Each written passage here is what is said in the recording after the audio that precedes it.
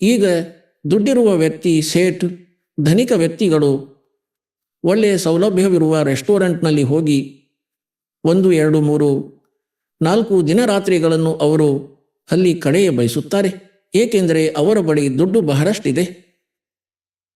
ಅದಕ್ಕೆ ಅವರು high class, high ಕ್ವಾಲಿಟಿಯ ರೆಸ್ಟೋರೆಂಟ್ನಲ್ಲಿ ಹೋಗಿ ಇರುತ್ತಿದ್ದಾರೆ. ಅಲ್ಲಿ ಸೌಲಭ್ಯಗಳು ಚೆನ್ನಾಗಿವೆ, ಸೋಫಾ ಸೆಟ್ ಇದೆ, ಉತ್ತಮ ಪಲಂಗ ಇದೆ, ಟಿವಿ ಇದೆ, ಎಲ್ಲ ವ್ಯವಸ್ಥೆಗಳಿವೆ. ಅಲ್ಲಿ ಬೆಲ್ ಬಾರಿಸಿದರೆ ಸೇವಕ ಬಂದ, ಕೇಳಿರುವ ವಸ್ತುಗಳು ಉಪಲಬ್ಧವಾಯಿತು, ತಿನ್ನುವ ಕುಡಿಯುವ.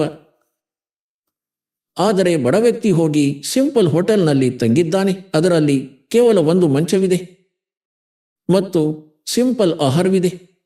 ಅಲ್ಲಿ ಸ್ವಲ್ಪವೇ ಖರ್ಚ ಇದೆ. ಇದೇ ರೀತಿ ತಿಳಿಯಿರಿ ನೀವು. ಯಾರು ಬಡವನಿದ್ದಾನೆ ಅವನು ಒಂದು ಸಿಂಪಲ್ ಹೋಟೆಲ್ನಲ್ಲಿ ಇರುತ್ತಿದ್ದಾನೆ, ಶ್ರೀಮಂತನು ದೊಡ್ಡ ಹೋಟೆಲ್ನಲ್ಲಿ ಇರುತ್ತಿದ್ದಾನೆ. ಆದರೆ ಅಲ್ಲಿಯ ವಸ್ತುಗಳು ಅವರದ್ದಲ್ಲ.